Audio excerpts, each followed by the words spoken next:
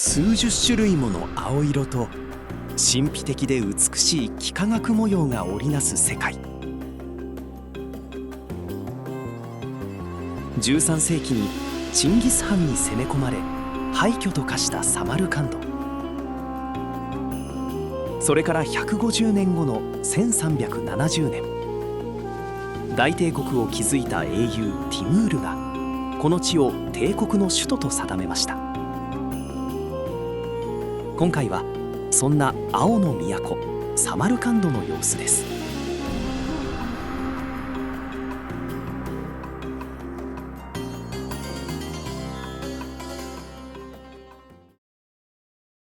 おはようございます。ただいまの時刻は6時半。ホテルの窓から駅に向かう特急アフロシオブ号が見えます。私もこの後8時37分の列車でサマルカンドへ向かいます。その前にシャワーを浴びて朝食を取らないといけないので、あまりゆっくりはしていられません。朝食はバイキング方式。あまり時間がなかったので少しだけいただきました。ホテルからタシケント中央駅までは徒歩10分なので、街の様子を見ながら歩いて向かいます。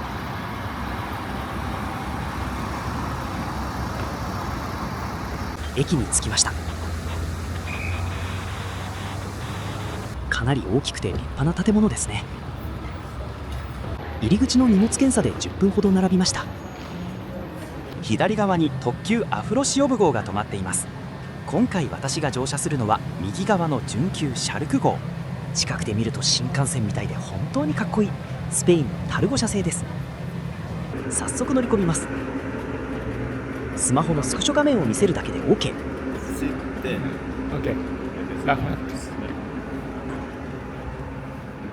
私は4号車の座席10番。木目調の車内、想像より綺麗ですね。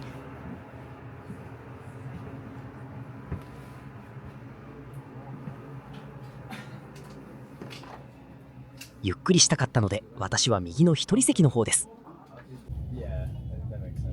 帝国より2分早く出発。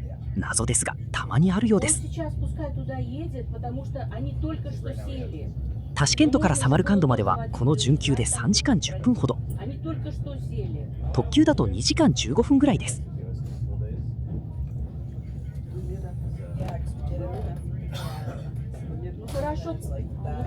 車窓からの景色は似たような景色がずっと続きます。たまに家畜の牛や馬も見えます。3分遅れでサマルカンド到着。タクシーで宿へ向かいます。サマルカンド駅から市内まで20分ほど。料金は2万9000スム380円。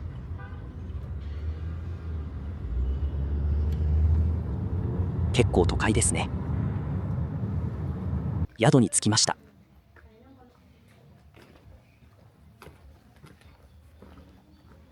ウズベキスタンはホテルではなくこのような家族経営の宿が多いです。ブッキングドットコムからレビューが良かったので予約。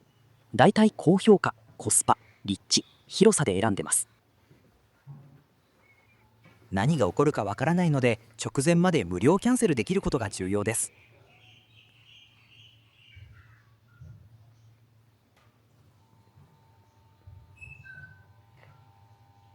ダブルルームで1泊4800円。豪華さはないですが清潔でウズベキスタンらしさもあり十分です。宿の女性も英語堪能で常に気にかけてくれて過ごしやすかったです。少し宿で休憩して早速街歩き。露店は子供のおもちゃが多い。子供の数が多いからかな。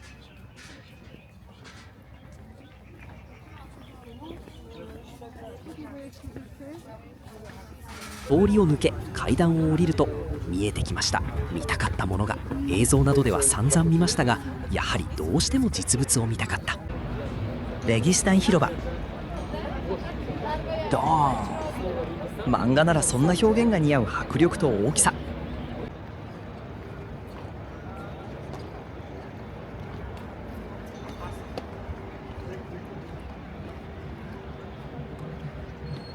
3泊サマルカンドに滞在したのですが、毎日ここに来てはぼーっとこの現実かよくわからない景色を眺めていました。多分合計10時間ぐらいはいたんじゃないかな。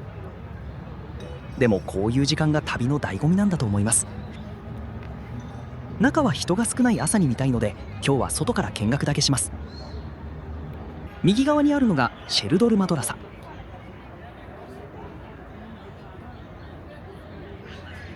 正面にあるのがティラカリマドラサ、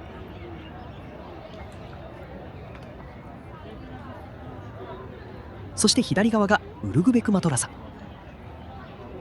それぞれ別の時代に建てられた3つの神学校。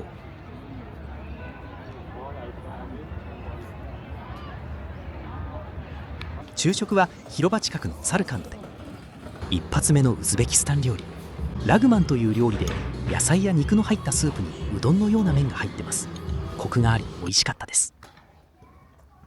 路地から見えるグーリアミール廟、この道めっちゃ趣があって好きだわ。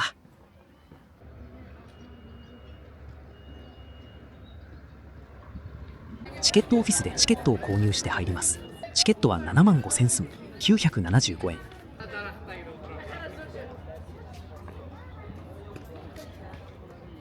この建物の地下にお墓があり、英雄ティムールとその一族が眠っています。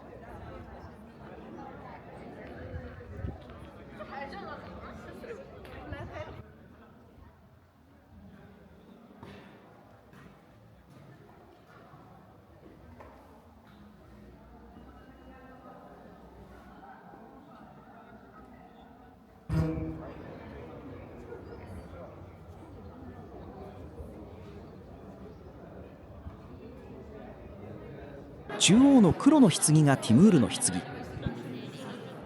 洞内は3キロ以上の金が使用されているそうです。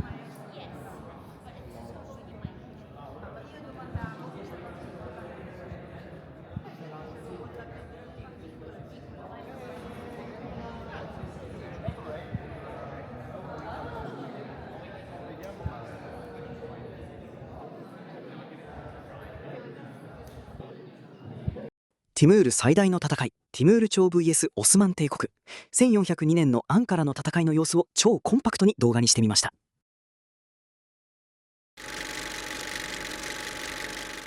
これをティムールに送れ。お前が戦場に来ないなら妻を3度離婚させ他の男が犯すと。もう我慢ならぬ。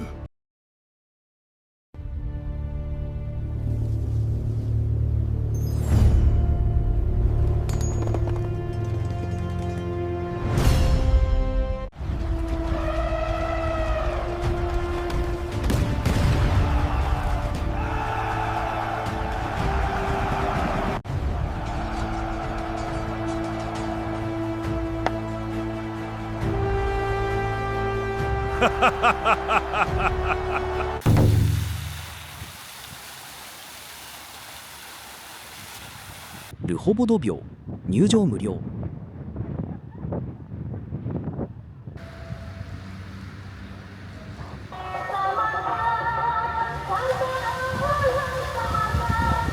夕食は宿の近くにあるバブルシャシリクで。ちなみに先ほどの音楽はナシバ・アブディラヤバというロシアとウズベキスタンで活躍する女性シンガーの曲。気になる方は調べてみてください。シュルパという羊肉の出汁が出たひよこ豆スープ、5万スム650円。これだけで結構ボリュームありました。初シャシリク、ビーフはないとのことで、左がラムテンダーロイン4万5000スム585円。右が骨付きマトン3万スム390円。ビールは2500スム325円。ライトアップを見にレギスタン広場に戻ってきました。まだ夕暮れで空は明るいです。暗くなり徐々に人が増えてきました。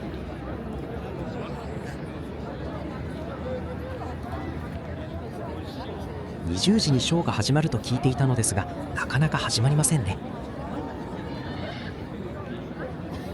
真ん中の脱行お兄さん、始まったら座ってくれるのかな。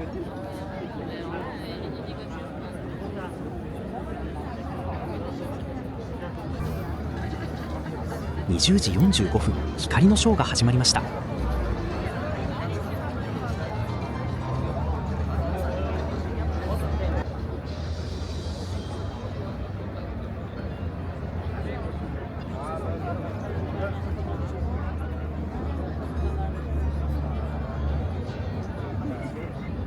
なんか音楽もなく聴いていたのと違いましたが、色が変化して綺麗でした。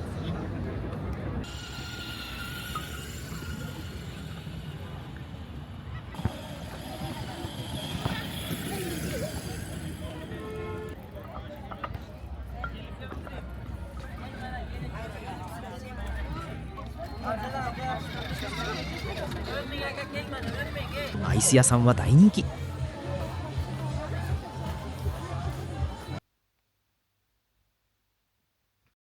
おやすみなさい。本日も人が少ない時間を狙って朝から活動、シャーヒズインダビオにやってきました。ホテルからタクシーで6分、1万スム130円。実はここが今回の旅で一番来たかった場所。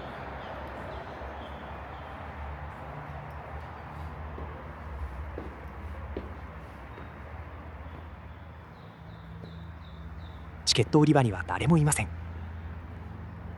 しばらくするとスタッフが来ました。天国への階段。この階段の数を数えて行きと帰りの数が合えば天国に行けるそう。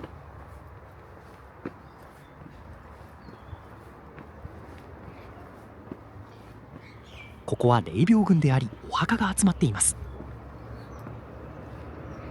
11世紀から19世紀にかけて長年建築が続けられました。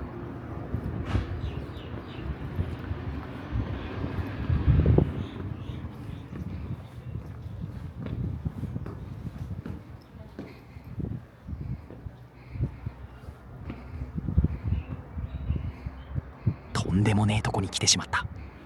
息を飲む美しさに語彙力をなくしてしまいます。異世界感が半端ないです。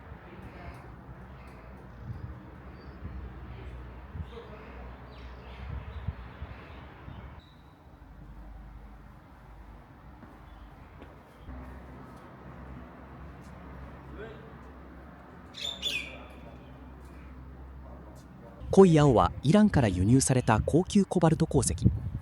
エメラルドグリーンは銅の酸化物を使用。タイルの模様は目線の高さにあるため綿密な職人技が見られます。一方でレギスタン広場のタイル模様は建物が巨大なため遠くからでも美しく見える計算をしています。ここはイスラム教徒の重要な巡礼地でもあります。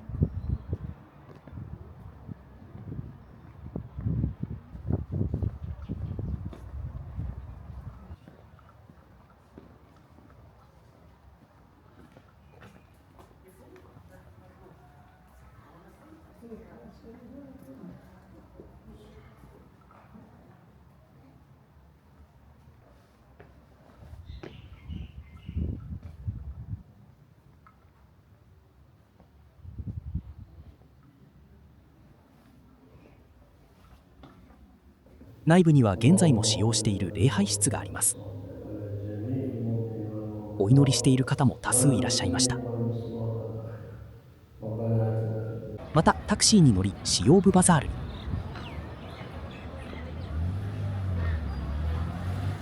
丸いパン、ナンが売ってますね。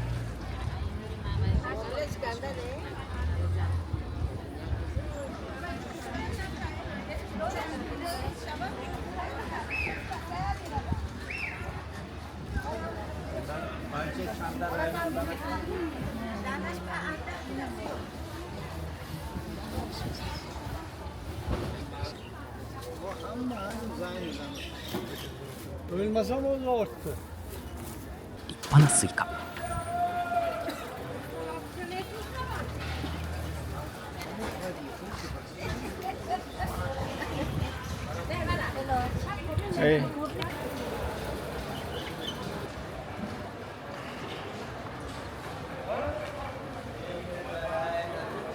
肉ゾーンは閉まっている店が多かったです。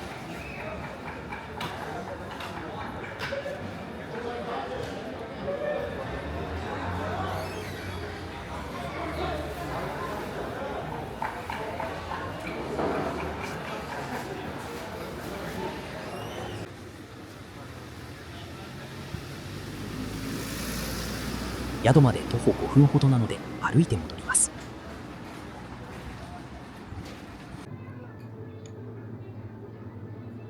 ウズベキスタンのお粥、少し甘みがあります。朝にはぴったり。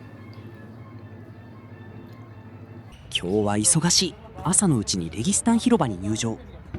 あれ、横のゲートに行けと言われました。でも手動で開けてくれました。ありがとう。入場料は10万スム、1300円。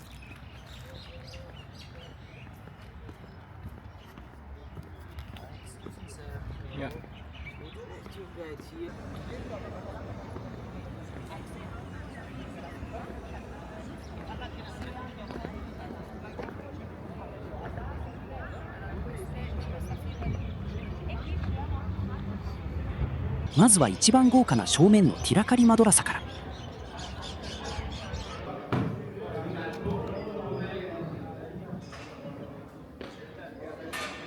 中は広い庭になっています。モロッコの進学校も同じ作りでしたが、こちらは中央に噴水がありません。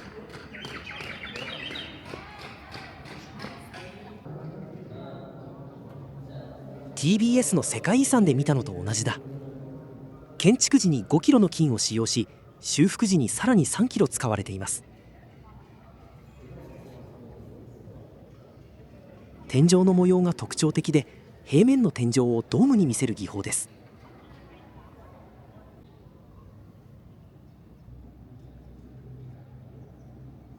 手の届く位置にも金箔が。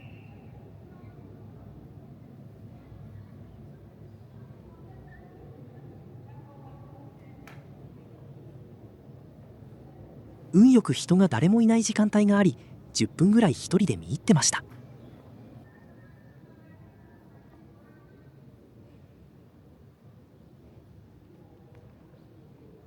続いて2頭の虎が印象的なシェルドルマドラサ。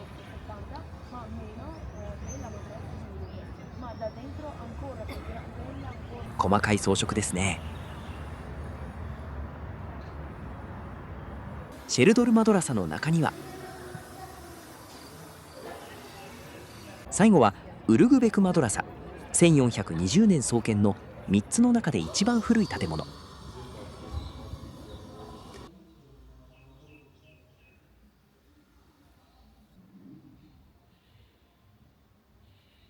ウズベキスタンはだいたいこのような土産物屋が歴史的建物の中に同居しています。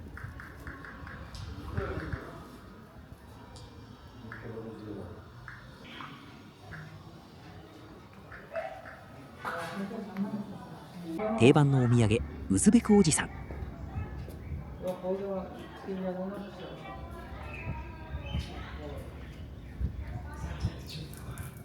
暑すぎるのでアイスでクールダウンしました。味はシンプルなミルクをチョイス。まだ春と夏の間の5月ですが、日中は30度超え。夜は少し肌寒く寒暖差が大きいです。ビビハニムモスク。中央アジア最大級の巨大モスク。入り口の大きさと建物を比較してみてください。とにかく大きいのですが、5年という短期間でティムールが巨額の資金を投じて急いで建築させたため、構造的問題が起きて屋根が崩壊。ソ連崩壊後にユネスコの支援で復元されました。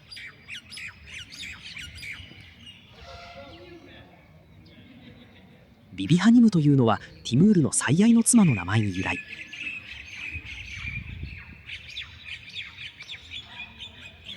巨大なコーラン。ホテルへ戻り一旦休憩します。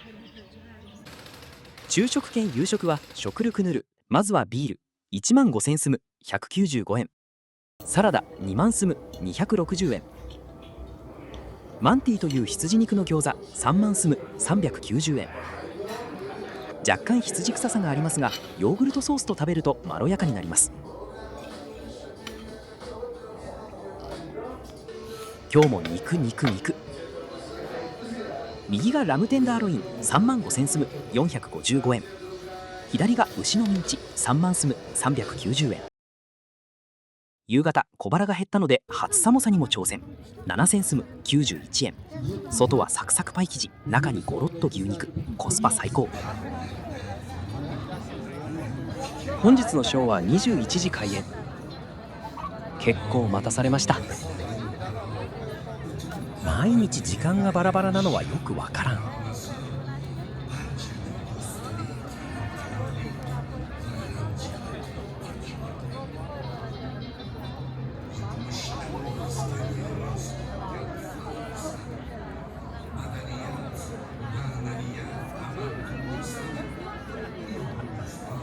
今日はちゃんと音楽付きです。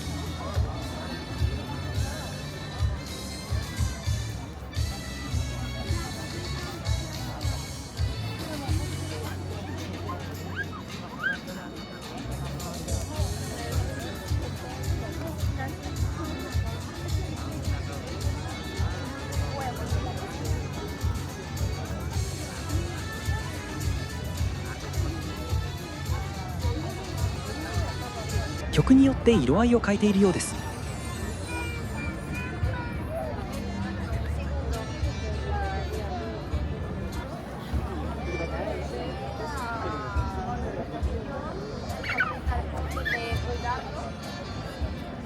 無料だし満足。待った甲斐がありました。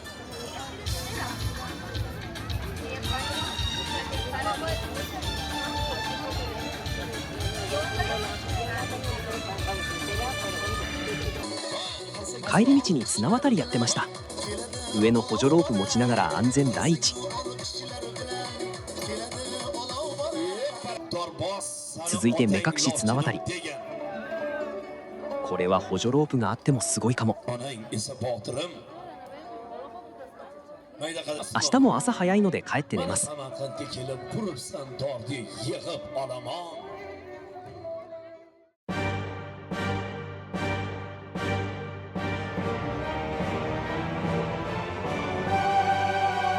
次回は日帰りタジキスタンツアーの様子をお送りします。